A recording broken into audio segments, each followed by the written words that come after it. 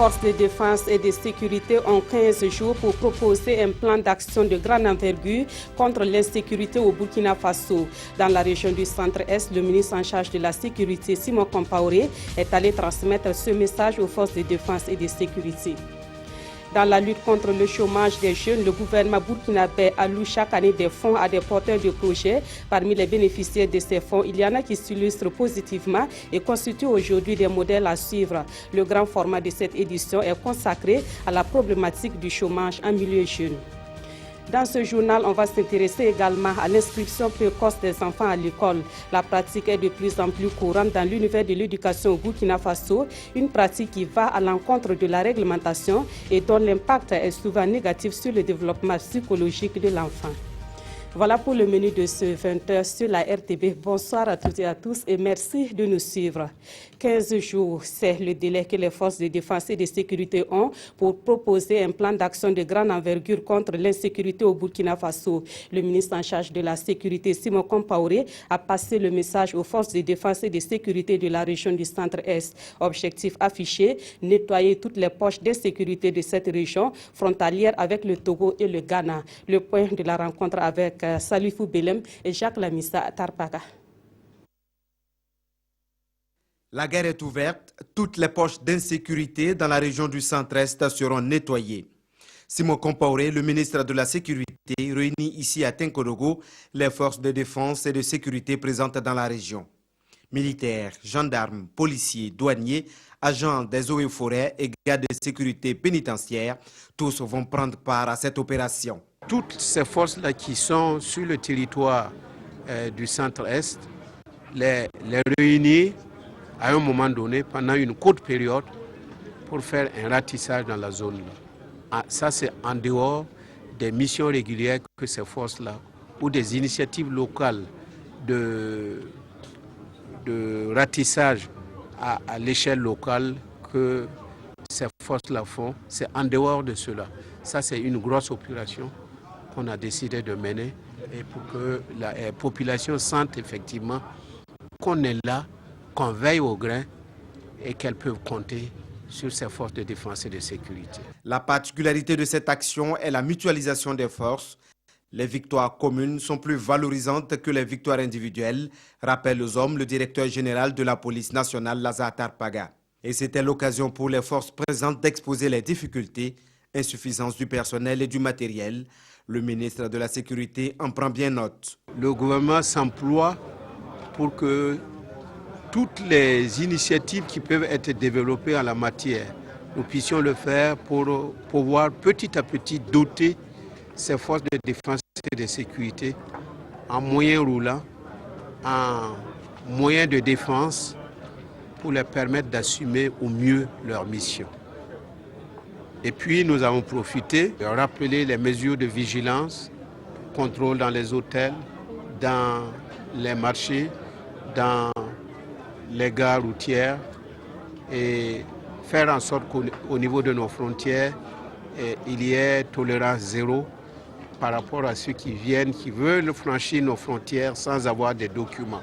Le débat sur les groupes d'autodéfense Kogolwego est bien clos selon Simon Compaoré. Ils seront utiles en renseignement pour les forces régulières. Les différents corps ont aussi reçu les félicitations et les encouragements de la hiérarchie et du gouvernement.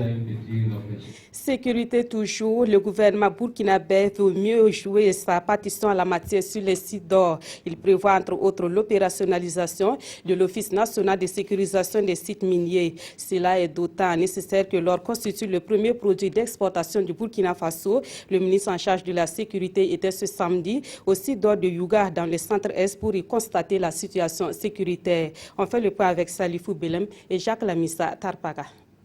Mine d'or de Youga dans la commune de Zabré à quelques kilomètres de la frontière avec le Ghana. Cette mine fait partie des 22 sites industriels du Burkina à capitaux extérieurs. Le Burkina Faso veut rassurer les investisseurs en instaurant plus de sécurité pour les expatriés. Le ministre Simon Compaoré fait le constat dans un premier temps. Nous sommes venus pour que les investisseurs sentent que l'État central a décidé de jouer sa partition, à savoir apporter son concours pour sécuriser tous ceux qui sont au niveau de ces sites-là, qui rapportent, on a beau dire, qui rapportent bon an mal an des subsides qui permettent à l'État central d'investir, de mettre un peu plus dans les services sociaux, et de donner de l'eau de boisson aux populations, et la santé, beaucoup de choses qui permettent effectivement d'améliorer la qualité de vie des citoyens de Burkina, mais aussi plus précisément les populations locales qui sont ici et qui doivent profiter énormément de la mine.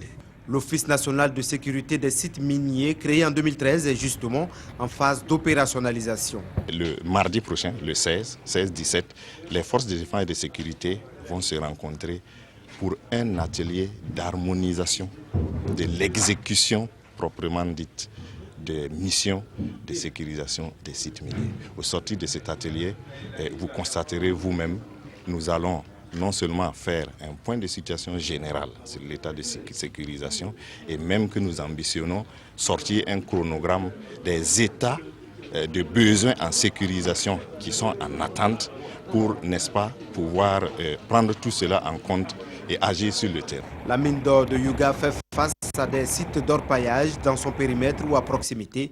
Cette visite du ministre de la Sécurité donne de l'espoir aux responsables. Jusqu'ici, si notre mine continue d'exister, c'est parce qu'on a eu l'aide de la police et de la gendarmerie. Que le patron de la sécurité lui-même se déplace avec ses collaborateurs pour venir voir, toucher du doigt les problèmes, je pense que ce n'est qu'un atout inappréciable. Ce site minier est exploité depuis 2008. La fin des activités intervient en principe dans 2 ans. Le ministre de l'Agriculture, lui, était en tournée de 48 dans la région du centre-ouest. Une tournée dont l'objectif était de constater l'évolution de la campagne agricole dans cette partie du Burkina Faso. Le ministre Jacob Ouédraogo a pu aussi s'imprégner des réalités que vivent les producteurs dans la Sicile et les Îlots. Dans l'ensemble, la campagne agricole présente une bonne physionomie dans le centre-ouest. On voit cela avec Jean Zongo et Bouma Ernest Nebi. Jeune mais grand producteur de soja dans la province de la Sicile, lui c'est Soumane Napon du village de Mouna. Il a abandonné ses études en classe de CM1 pour se consacrer à l'agriculture. Pour cette campagne agricole, il compte récolter 3 tonnes de soja sur une superficie de 3 hectares. Je suis content de ça. J'ai pris tracteur, ça a travaillé sur 3 hectares. J'ai payé 1 hectare là à 15 000. Une production encourageante d'un jeune que le ministre en charge de l'agriculture, Jacob Ouédraogo, n'a pas hésité à visiter au cours de sa tournée. Une tournée pour constater l'évolution de la campagne agricole dans la région du centre-ouest. Comme lui, plusieurs autres producteurs ont reçu la visite du ministre et sa délégation. Ici, le ministre a pu constater la bonne évolution du riz du bas-fond risicole du groupement Idianga du village de Zoro dans la commune de Léo. Un bas-fond d'une superficie aménagée de 27 hectares. En tout cas, vraiment, on remercie Dieu pour la production. C'est d'abord la semence qu'on a reçue, c'est très bien. C'est une semence en qualité. Au moment que la pluie est tombée, vraiment, si tu regardes le riz, là, on est très très content. Ce champ appartient à Souleymane Nian du village de Sanga à 20 km de Léo. D'une superficie de 32 hectares, il y cultive entre autres de l'arachide, du maïs déjà au stade grain laiteux, du coton au stade de capsulaison et des yams au stade de ramification et de formation de tubercules. L'agriculteur compte faire au total un bénéfice de 10 millions de francs CFA à la fin des récoltes. C'est le courage et la vie de faire l'agriculture. Je compte améliorer ça beaucoup, puisque je vois que cette année-là, c'est plus bon que l'année passée. Et puis les années à venir, je vais faire beaucoup d'efforts. Quand on se lance dans ce genre de production, on a des difficultés pour lesquelles le gouvernement a déjà anticipé pour trouver des solutions. C'est notamment l'acquisition de tracteurs, c'est l'acquisition d'intrants de qualité. Le gouvernement travaille pour qu'il y ait des semences améliorées de qualité, pour qu'il y ait de l'engrais de qualité, et même que nous avions un projet de la construction d'une usine de production de l'engrais à partir du phosphate de la Kodjari à l'est du pays.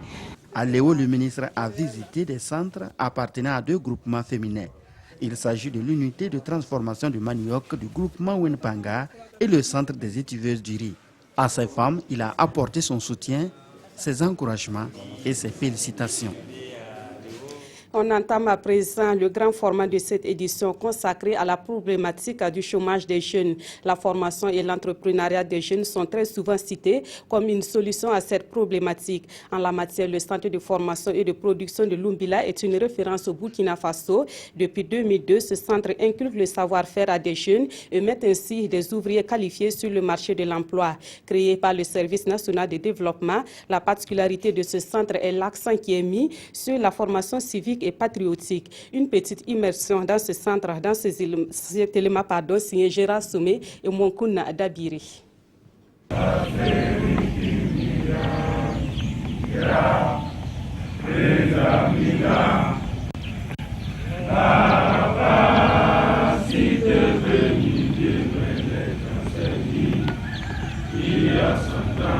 Ce rituel, ces appels du Service national pour le développement le perpétue depuis le 1er octobre 2015, date de leur entrée au centre de formation de Lumbila.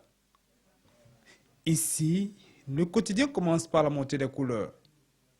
Une exigence, dit-on, pour inculquer aux pensionnaires le sens du patriotisme. Le symbole des couleurs, tout le monde le sait, c'est tout ce que signifie notre pays. Ce que nos dévanciers ont fait pour qu'aujourd'hui, on puisse s'identifier à partir de ce bout de pagne que l'on voit, mais qui représente tout. Alors, il faut lui donner toute la solennité, tout le respect, toute la considération. Au nombre de 245, ces jeunes sont issus des différentes localités du Burkina et sont là pour recevoir une formation professionnelle de base au choix. Mais avant, tous sont soumis à la culture militaire. Ici, la rigueur et la discipline constituent le socle de la formation. Et les 2 premiers mois sont consacrés à l'éducation civique et morale, au secourisme et à la sécurité routière. Chaque matin, le réveil est à 5h30. Après un petit sport, petit déjeuner, nettoyage et direction les salles de cours.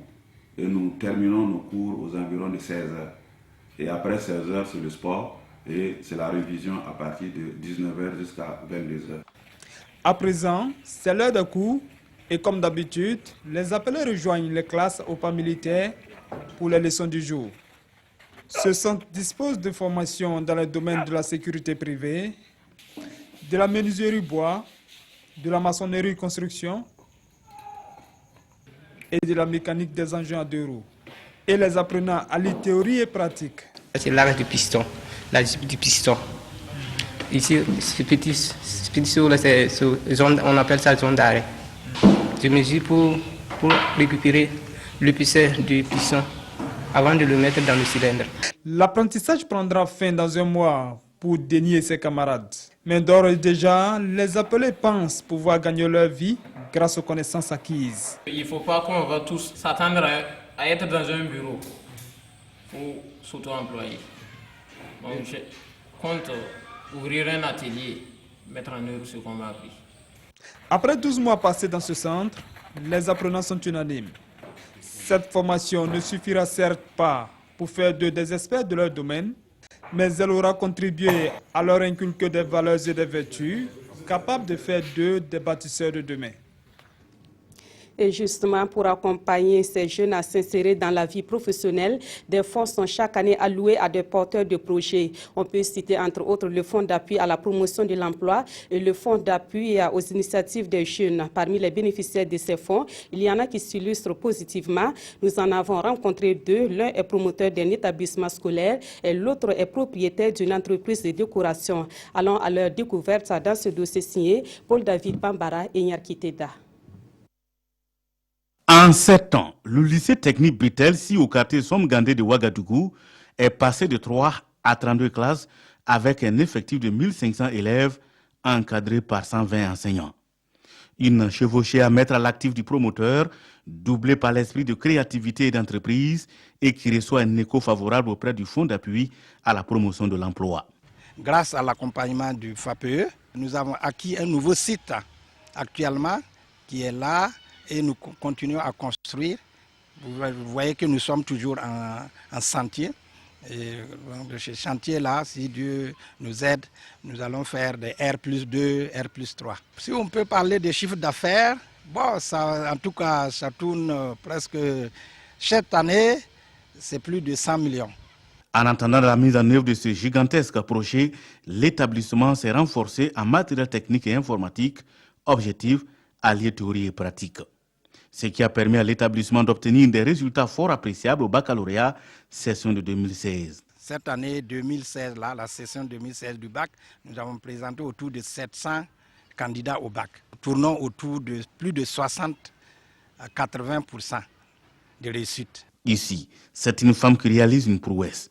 Cette mère de 2 enfants se passe pour être une spécialiste dans les domaines de la décoration et du carrelage mosaïque. C'était juste des petites décorations que je faisais jusqu'à ce que j'apprenne qu'il y a le FEJ qui lançait un recrutement de jeunes porteurs de projets pour les former en entrepreneuriat et pour les financer après. Et j'ai postulé, j'ai déposé mon projet et ça a été sélectionné.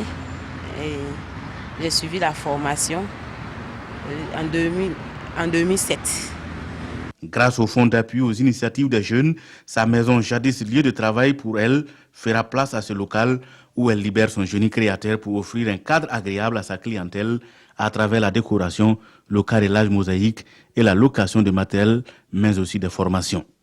J'ai une consoeur avec qui je donne des formations en décoration événementielle. Elle a un centre de formation et je suis professeur dans son centre.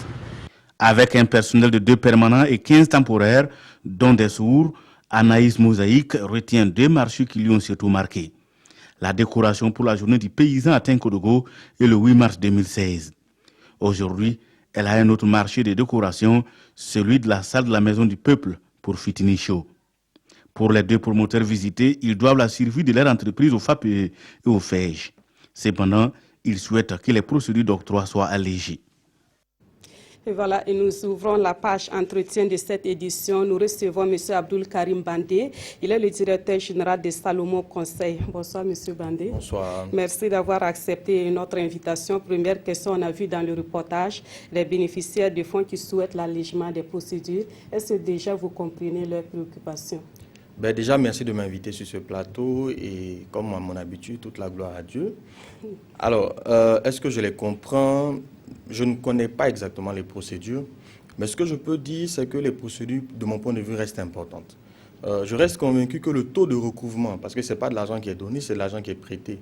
Et il est important de mesurer l'engagement de ceux qui viennent demander ces fonds-là. Et je pense que les procédures, c'est vrai, si elles sont trop lourdes, il faut les alléger, mais il faut forcément un minimum de procédures pour garantir l'engagement. Il ne faut pas qu'on croie qu'il s'agit de l'argent qu'on partage et que chacun peut venir prendre et puis en disposer comme il veut. C'est le but des procédures. Si vous allez dans une banque, il y aura des procédures. Si vous décidez même de vous marier, il y aura des procédures. Donc, il faut forcément des procédures. Maintenant, si elles sont trop lourdes, c'est vrai qu'il faut les alléger. Mais je dis que si on ne met pas non plus de procédures, on aura tout le monde qui viendra pensant qu'il s'agit de distribution d'argent et non de prêts qu'il faille rembourser. D'accord. Des fonds qui sont alloués chaque année à des jeunes, c'est en tout cas une approche sur laquelle le gouvernement met l'accent pour sortir donc les jeunes du chômage. Est-ce que selon vous, c'est la meilleure approche? Oui et non. Oui, parce que vous avez vu dans le reportage des personnes qui aujourd'hui ont des entreprises qui tournent bien. Je connais quelqu'un qui a été un des orateurs au forum qui aujourd'hui est un homme d'affaires international sur plusieurs pays. Donc nécessairement, les fonds ont leur importance. Mais vous voyez, en même temps, le reportage nous précise quelque chose. Toutes ces personnes étaient déjà en activité. Elles avaient commencé avec ce qu'elles avaient. Le fonds est venu juste renforcer la dynamique dans laquelle elles étaient. Voilà pourquoi je crois que les fonds sont bien. Mais déjà, il faudrait que les jeunes qui veulent accéder à ces fonds-là soient dans une disposition. Parce qu'on veut bien vous aider, mais on ne peut aider que des gens qui sont prompts à être aidés. Donc il y a une part de la jeunesse qu'il faille mettre en œuvre. Et pour moi, ce que j'ajoute concernant l'autorité, concernant tous les responsables de ces fonds, Je crois qu'il faille mettre un accent sur la sensibilisation au changement de mentalité. Si vous étudiez tous ces entrepreneurs qu'on a présentés, tous ceux qui réussissent et qui arrivent à rembourser les prêts, vous verrez qu'ils ont un certain type de caractère. Parce que le succès est d'abord une affaire de caractère, que ce soit en entrepreneuriat, en entreprise, peu importe le domaine, c'est d'abord une question de caractère, de système de pensée. Et je crois qu'il y a une sensibilisation à faire. Il y a un travail, j'ai vu que dans l'école de formation en agriculture, un accent était mis sur le patriotisme, parce que je vous assure, il faut des valeurs pour pouvoir entreprendre, pour pouvoir réussir. Alors peut-être on n'a pas parlé de ça, mais il y a aussi des jeunes qui ont bénéficié de ces fonds-là et qui n'ont pas réussi malheureusement. Exact. Et quels sont les dangers peut-être qu'il faut éviter, les pièges à éviter pour ne pas se retrouver dans ce genre de situation? Déjà, on ne peut pas juste... L'argent ne fait pas l'entrepreneuriat. La compétence technique n'est pas suffisante pour faire l'entrepreneuriat. Si vous regardez dans notre pays, ce n'est pas les diplômés qui entreprennent le plus. Et c'est vrai dans le monde entier. Ce n'est pas une question de diplôme d'abord. C'est d'abord une question, je dis bien, de caractère. Vous allez sur un marché, même si on vous forme, on vous donne l'argent, vous allez sur un marché, il y a une concurrence. Il faut pouvoir se battre, donc il faut persévérer. Il faut pouvoir construire des relations gagnantes. Il faut pouvoir créer de la confiance dans vos partenaires. Il faut pouvoir être déterminé. Donc il y a des traits de caractère qui sont indispensables pour entreprendre. Et si vous ne les avez pas, vous n'êtes pas fonceur, à la première difficulté, vous abandonnez, vous vous découragez, quels que soient les fonds qu'on aura mis à votre disposition, vous êtes appelé à échouer. Donc pour moi, il y a un travail qui est de former techniquement les jeunes, mais il y a un autre travail qui est de les sensibiliser à développer un certain système de pensée. Et ça revient véritablement à des valeurs. Il y a certaines valeurs. Par exemple, élever le travail au rang de valeur. Quelqu'un qui ne travaille pas, je ne sais pas. Quand vous êtes employé chez quelqu'un, vous pouvez tricher. Mais quand vous êtes à votre propre compte, il n'y a pas possibilité de tricher. Donc, si vous n'avez pas le travail comme valeur fondamentale, vous n'avez pas la persévérance comme valeur fondamentale, je vous assure que vous allez abandonner. Tous les entrepreneurs ont déjà eu plusieurs fois envie d'abandonner. Hein. Moi, il m'arrive de me poser cette question. Est-ce que je ne vais pas déposer mon CV aussi et puis demander un emploi? Mais il faut trouver des ressources en vous-même pour encore continuer. Et ça s'apprend, ça se cultive. Malheureusement, on ne nous enseigne pas ça à l'école. D'accord. Alors, M. Bandi, on va revenir sur la journée internationale de la jeunesse qui a été célébrée le 12 août dernier au Burkina Faso. Elle a été placée sous le signe du civisme. Selon vous, quel est le rapport entre l'incivisme et la situation du chômage qui est constatée chez beaucoup de jeunes burkinabés? Est-ce qu'il y a un rapport? Je crois qu'il y a un rapport. Je ne connais pas le niveau du rapport. Je disais tantôt que je reste convaincu que le succès en général, que ce soit en entreprise, en tant qu'employé, dans l'administration, que ce soit en tant qu'entrepreneur, va dépendre plus de votre système de pensée, de votre attitude, que de vos compétences techniques. D'ailleurs, si vous regardez à l'école, on n'utilise pas plus de 10% dans la vie professionnelle de ce qu'on a appris à l'école. On apprend plein de choses, mais on ne les utilise pas. Mais l'essentiel de la vie professionnelle va consister à construire des relations, à gagner la confiance de ses supérieurs hiérarchiques, à résoudre des problèmes dans un contexte où on n'a pas tous les éléments. Vous voyez, et ça ne nous est pas appris à l'école. Et ce qui nous permet de le faire, ce sont nos valeurs. Alors, qui parle de civisme, parle de valeurs. Donc, quelqu'un qui ne sait pas respecter déjà l'autorité, en général, dans sa jeunesse, comment il peut respecter un patron? Alors que si vous ne savez pas respecter votre patron, je ne sais pas comment vous allez pouvoir avoir les conditions, l'harmonie nécessaire pour réussir. Dans mon métier, je rencontre des jeunes très brillants qui arrivent, qui ont des supérieurs hiérarchiques qui sont moins compétents qu'eux. Et ces jeunes, ça arrive très souvent. Mais comme il n'a pas déjà la valeur du respect, il estime qu'étant plus brillant que son supérieur hiérarchique, il mérite sa place. Et il rentre dans une concurrence avec lui. Mais il appelle à échouer parce que le supérieur hiérarchique ne pouvait pas l'enlever, quel que soit le jugement que vous pouvez avoir de lui. Il y a une autorité qui l'a placé. Là, il n'y a que cette autorité qui peut l'enlever. La seule façon pour ce jeune homme, ce jeune qui arrive très brillant de pouvoir, en tout cas, avoir sa place, c'est déjà de commencer par respecter cette autorité, même s'il croit qu'elle n'a pas toute la compétence nécessaire. Donc, soyons convaincus, je le dis, je le crois, sans valeur, on ne peut pas réussir. Et donc, le civisme étant prônant des valeurs, je crois qu'il y a une corrélation entre succès et valeur. D'accord. Alors, avant de revenir à vous, on va se rendre à Mahada, c'est dans la région de l'Est, pour voir un exemple de réussite d'un jeune également. Il s'appelle Mouadou Woba. Il est sourd-muet à la suite d'un accident à son jeune âge, mais son handicap ne l'a pas empêché d'être aujourd'hui un tailleur exemplaire dans sa localité. Mieux, il emploie 3 personnes qui souffrent du même handicap que lui. On le découvre dans ce reportage signé Nestor Youbari et Mamadouba. Bienvenue dans l'atelier de couture mixte Mouadou Woba. L'art vestimentaire n'a plus de secret pour ce sourd-muet qui souffre de cette déficience depuis l'âge de 5 ans à la suite d'un accident. ils jouaient au ballon comme d'habitude. Et à un moment donné, ils ont tiré la balle est pas tombée dans un canari. Bon, en fait, chez nous, il y a une sorte de canari qui est grande où on met de l'eau dedans là. Donc, comme il était encore petit, il est venu se courber pour prendre. Et comme la taille était petite, en temps, ses pieds ont quitté le sol et la tête est renversée dans le canari. Bon, il n'y avait pas d'eau. Les grands ont intervenu maintenant, l'enlever. Mais quand on l'a enlevé maintenant, on l'appelait, il ne répondait pas. On l'a amené à l'hôpital, mais après, il n'entendait plus. Après l'obtention du certificat d'études primaires au centre handicapé en avant de Mahadaga, Mwandou Woba se lance dans la couture pour faute de moyens financiers pour poursuivre ses études secondaires. Il rejoint alors Ouagadougou pour un stage de perfectionnement avant de rentrer au Bercail où il s'installe à son propre compte. Son atelier ne désemplit pas et les clients s'adaptent bien à son langage. Je communique avec lui à travers des signes de main et on arrive à se comprendre. C'est lui qui coud mes habits et pour ceux de mes enfants. Je suis vraiment satisfaite de son travail. Il est sérieux dans ce qu'il fait. Et quand il donne aussi un délai, il respecte.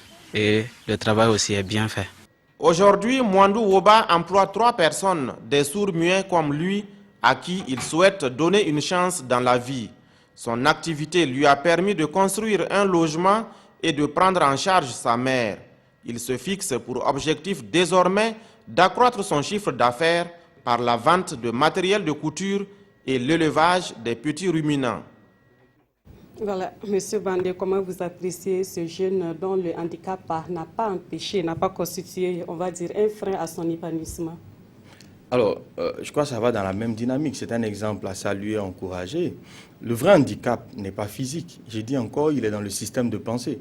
Si vous êtes handicapé dans votre système de pensée, vous serez handicapé physiquement. On a eu lors d'un forum, M. Traoré, il est perclus des 2 jambes, il n'a pas fait d'études, mais aujourd'hui, il a un master en ingénierie de la céramique qu'il a fait en Corée. Quelqu'un qui n'a aucun diplôme en dehors de ce master-là. Et comment il y arrive? Mais c'est à force de persévérance. Si quelqu'un, vous savez, il y a des gens qui ont tous les pieds, tous les membres, tout, ils entendent et tout, mais ils ont un complexe d'infériorité. Ils n'ont pas confiance en eux. Ils sont plus handicapés que celui-là qui est sourd. Donc soyons sûrs que c'est le système de pensée qui fait toute la différence. C'est le caractère. Vous allez voir ce monsieur, il a confiance en lui, il n'a aucun complexe. Il croit dans ses possibilités, il agit. Oui. L'autre problème, je disais qu'il faut changer nos paradigmes, notre façon de voir. Au Burkina Faso, on a tendance chez beaucoup de jeunes à élever l'emploi comme étant le fait d'occuper un bureau. On ne sait pas valoriser la production. D'abord, moi, j'aimerais bien qu'on éclaircisse, on aura d'autres occasions certainement, mais qu'on travaille à éclaircir le concept même d'emploi. C'est quoi avoir un emploi? Parce que tant qu'on pensera qu'il s'agit d'aller dans un bureau, on va rater les opportunités. Il y a d'énormes opportunités. J'ai eu la chance de rencontrer un grand homme d'affaires de ce pays qui dit que quand lui regarde, il voit de l'argent partout. Lui, il ne comprend pas les jeunes qui disent qu'il n'y a pas d'argent dans ce pays. Simplement parce qu'on a une conception du travail qui est fausse et qu'il faut nécessairement revoir. Donc l'handicap n'est pas lié à nos membres, au fait que nous entendions ou pas, ou que nous soyons aveugles ou pas, mais l'handicap vient de notre façon de voir la vie, de notre façon d'interpréter la vie. Je crois qu'il y a une sensibilisation qui doit être faite pour que la majorité des Burkinabés, des jeunes, des parents arrivent à penser autrement. Et un des points sur lesquels je vais insister, c'est le langage. Je crois qu'une jeunesse doit apprendre à parler. Quand elle devient négative, parce que votre langage vous rend négatif, traduit votre négativité. On a une jeunesse qui se plaint, qui critique pour un oui ou un non, c'est extrêmement dangereux. Il faut avoir une jeunesse en tout cas qui est positive, qui croit que c'est possible, qui croit dans le Burkina, qui se bat pour le Burkina. Je crois qu'on aura un Burkina prospère, on aura une jeunesse dynamique. Merci beaucoup, M. Abdoulaye Karim Bandé. Je rappelle que vous êtes le directeur de Salomon Conseil. D'ailleurs, les téléspectateurs pourront vous retrouver à nouveau à RTV Matin. Exact. Tous les mardis, avec plaisir. Et que Dieu bénisse le Burkina. Merci beaucoup pour votre disponibilité. Vous restez avec nous pour la suite de ce journal. On s'intéresse à une pratique de plus en plus à la mode dans l'univers de l'éducation au Burkina Faso. Il s'agit de l'inscription précoce des enfants à l'école. Et pourtant, la loi est claire. Les âges d'entrée à l'école sont fixés à 3 ans pour le préscolaire, 6 ans pour le primaire et 12 ans pour le post-primaire. Le constat est que parents d'élèves et responsables d'établissements outrepassent cette réglementation et pourtant, l'entrée précoce à l'école peut avoir un impact négatif sur le développement psychologique de l'enfant. Le dossier est signé Jean-Eudes Bayala, Konsun Koulibaly et Maïmouna Traoré. On a volé ces activités développementales. C'est en ces termes que le psychologue qualifie l'acte de certains parents qui inscrivent leurs enfants à l'école avant l'âge requis. La scolarisation précoce est illégale, pourtant des parents d'élèves sont convaincus de son bien fondé. Souvent les parents n'ont pas quand même quelqu'un à la maison pour gérer les enfants. Bon, je pense comme il y a effectivement des endroits où on peut effectivement les amener à ce qu'ils s'épanouissent aussi, bon, et puis ne pas être perturbé à la maison seul là. Je trouve que c'est très tôt, mais ça dépend de l'enfant, de ses compétences. S'il s'exprime bien, voilà, je trouve qu'il est apte. Puis aller, moi, il n'y a pas de problème pour moi. Des arguments battus en brèche par les spécialistes en éducation. C'est très important de faire attention par rapport à la fatigue des enfants. Ce qui fait qu'un enfant brille à un moment donné, notamment chez les parents qui deviennent davantage très exigeants et très pressés d'avoir des enfants autonomisés. Le développement psychologique et la croissance physique et psychique ne vont pas forcément de pair. Les enseignants avisent, les parents insistent et l'échec est vite programmé. D'abord, au CP1, l'élève n'avait pas l'âge. Donc, le parent insistait à ce qu'on l'inscrit. Donc, arrivé au CP2 maintenant, ça n'allait pas, on a convoqué le parent pour expliquer. Donc, j'étais obligée de redoubler l'enfant et à cause de ça, j'ai eu des problèmes avec le parent. L'espoir d'une réussite fulgurante s'estompe, l'avenir s'assombrit. L'enfant va se fatiguer vite. Et l'inconvénient aussi, quand il se fatigue, il n'est plus à même d'arriver à ses performances. Et l'échec, quand il n'en peut plus, ça atteint son estime de soi. Ils vont essayer de trouver des compensateurs pour être des surhommes. Ça peut nous amener à la consommation de stupéfiants. Enseignante à la retraite et mère d'un enfant scolarisé précocement, celle-ci ne peint pas tout en noir. Il y a la volonté de l'enfant, il y a la connaissance des parents. Si tu n'es pas enseignant et tu ne sais pas encadrer l'enfant là à la maison, si tu amènes ton enfant là à 4 ans là, je crois que tu gaspilles ton argent. L'exemple de cette économiste confirme ses propos. Scolarisée dès l'âge de 4 ans, elle décroche son CEP à 10 ans et le BPC à 14 ans. S'il ne nous encadrait pas, si vraiment il ne me suivait pas, j'étais sûre que ça n'allait pas aller. Prenant la mesure de la situation, des acteurs du système éducatif invitent au respect de la réglementation. Tout ce que nous pouvons faire, c'est de mener des actions de sensibilisation à côté d'eux. On ne peut pas punir un parent parce qu'il a amené son enfant à l'école, je ne sais pas, à 4 ans. Il faut aller lentement, mais sûrement. C'est mieux d'encadrer les enfants pour leur permettre d'avoir un très bon niveau. Cela y va de l'avenir de milliers d'enfants contraints de prendre la route de l'école et d'échouer lamentablement là où ils devaient exceller parce que tout simplement, ils n'ont pas suivi un cursus scolaire normal. En religion, demain 15 août, la communauté catholique célèbre la fête de l'Assomption ou la montée de la Vierge Marie au ciel. À Dissine, dans le sud-ouest, cette fête est généralement célébrée avec une ferveur particulière. La paroisse Saint-Thérèse de l'Enfant Jésus de Dissine accueille un grand monde venu de divers horizons. Conséquence, avoir un hébergement à Dissine à la veille du 15 août relève d'un parcours de combattants. On fait le constat avec Adamou Sebgo et Dramana Kabouri. Dissine, localité située à une trentaine de kilomètres de la province de la Bougriba, refuge chaque 15 août des fidèles chrétiens qui viennent d'horizons divers pour la célébration de la fête de l'Assomption ou la montée de la Vierge Marie au ciel. Pour permettre à ces hôtes de passer d'agréables pèlerinages, Hippolyte Sommet s'investit déjà à la réservation des chambres.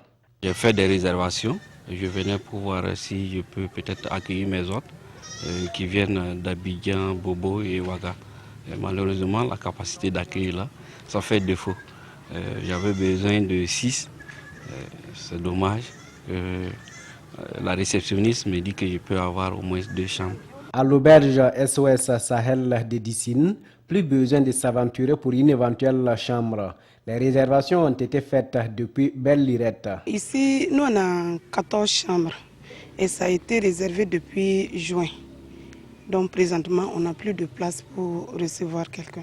Même réalité à l'auberge Les 3B, ainsi qu'à l'hôtel Bellevue de Dissine qui regorge près d'une trentaine de chambres. Si vous voulez, pour cette nuit, du 12-13, peut-être vous pouvez avoir des chambres pour loger. Mais Au début du 14, il n'y a plus de place. Donc il y a beaucoup même qui ont déjà payé leurs frais des chambres. La seule alternative qui reste pour les pèlerins, c'est le domicile des amis et des parents. Je vais grouiller peut-être ailleurs avec les domiciles, si on peut peut-être accueillir nos hôtes là dans les maisons. Mais quand même, bon, dans les familles, c'est un peu trop dérangeant. Peu importe le prix de la bourse pour s'offrir une chambre, le plus important, c'est d'avoir un refuge et de prendre part à cette fête qui se vit de façon particulière à la paroisse Sainte-Thérèse de l'Enfant Jésus de Dissine. Actualité à l'étranger, au Gabon, la campagne électorale pour la présidentielle a officiellement commencé hier samedi. Vous allez le voir en image. On assiste à une démonstration de force entre le président sortant Ali Bongo Ondimba et ses opposants aux moyens limités. Un déséquilibre qui inquiète plus d'un observateur. La France, les États-Unis, la délégation de l'Union européenne et les Nations unies demandent aux autorités gabonaises d'assurer la liberté d'expression et un accès équitable aux médias publics pendant cette élection. Le premier tour de la présidentielle au Gabon, c'est pour le 27 août prochain. Et puis au Nigeria, la secte islamiste Boko Haram refait parler d'elle à travers une vidéo de propagande. La secte menace d'exécuter des otages qu'elle détient. Ces otages pourraient être les lycéennes de Chibok enlevés en 2014. Au Nigeria, la secte djihadiste de Boko Haram a diffusé dimanche des images d'une quarantaine de jeunes filles voilées présentées comme étant les otages du groupe terroriste. La vidéo n'est pas datée, mais tout laisse à penser qu'il s'agit des lycéennes de Chibok, enlevées en avril 2014. 276 adolescentes avaient été kidnappées. L'homme au visage masqué qui s'adresse à la caméra explique que 40 jeunes femmes ont été mariées de force avec les soldats de Boko Haram, mais que certaines lycéennes ont été tuées dans des raids aériens. Le message de la vidéo est très clair, Boko Haram menace de tuer les jeunes femmes si le gouvernement nigérian tente une action contre le groupe terroriste. L'insurrection sanglante de Boko Haram a déjà fait plus de 20 000 morts au Nigeria depuis 2009. En sport, l'actualité au plan international reste dominée par les Jeux olympiques qui se déroulent à Rio au Brésil. Mais 10 500 athlètes de 205 pays prennent part à cet événement sportif. En natation, Michael Phelps, j'espère que j'ai bien prononcé, continue de construire sa légende de meilleur sportif dans sa discipline. Et pendant ce temps, le numéro 1 mondial en tennis s'est fait éliminer dès le premier tour. Des pleurs et des joies, suivez le résumé de la première semaine des JO. Il faut avoir la rétine bien accrochée pour ne rien rater d'une semaine olympique. 28 disciplines, 10 500 athlètes avec le même rêve en tête. Pour l'instant, il n'y a pas photo. L'homme de Rio est dans une piscine, comme un poisson dans l'eau. Michael Phelps, 6 médailles dont 5 en or, a confirmé son statut d'athlète le plus titré de l'histoire des Jeux Olympiques. Sa carrière a pris fin hier soir sur une ultime médaille d'or, sa 23e. Il avait les yeux humides, mais rien à voir avec l'eau. Avoir les larmes au jeu, rien de plus universel. Même s'il est parfois difficile de savoir si c'est un bonheur ou une déception à l'origine de l'émotion. La judokate kosovarde, Majlinda Kelmendi, pleure de joie la première médaille d'or de l'histoire de son pays. Tout comme la joueuse de tennis portoricaine, Monica Puig. Et toute l'équipe de rugby des Fidji.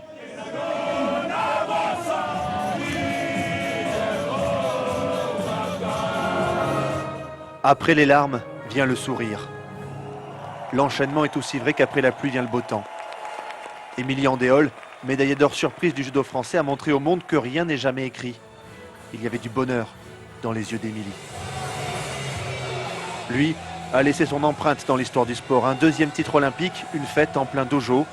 Riner est ce qu'on appelle familièrement un cador. Teddy s'écrit désormais en lettres d'or. Voilà, que d'émotions aux Jeux Olympiques et on en parle davantage avec Mamadi Ouina du service des sports. On va s'intéresser particulièrement aux athlètes burkinabés Hugues Zango et Marc Wala. Ils entrent en compétition la semaine prochaine, c'est bien ça? Oui, Hugues Fabrice Zango qui rentre déjà en compétition demain, sera demain matin à partir de 13h, temps universel. Et Yasmine Kwalas, au 100 mètres haie, elle doit courir mardi à 10h, temps universel. D'accord. Au plan national, on va parler basketball avec le championnat national. Les 13e et 14e journées se sont jouées ce week-end. Que peut-on retenir de ces journées? Le basket, qui est le seul sport collectif qui n'a pas encore fini son championnat, on peut retenir la victoire de l'AS Sonabel sur Adhésif 65-44 à Bobo, Usfran AS Onea reporté. Il y a le SCK qui trie le RCB 90-39 et Diadème de Bobo qui vient s'imposer devant l'AS Sonabi 54-49. En résumé, il y a des matchs qui sont joués aussi aujourd'hui. On va retenir que le RCK est leader, et suivi de l'AS Sonabi, 3e Diadème, et AS Onea est 4e. Et si ça en restait là, c'est ce Big Four là qui va disputer les playoffs pour déterminer le champion national. Merci beaucoup, Mahamadou Wena. Des précisions demain au magazine de sport. Oui, bien sûr, rendez-vous à 21h demain. Merci beaucoup, et c'est la fin de cette édition. Merci de l'avoir suivi. Très bonne soirée en compagnie de la RTB.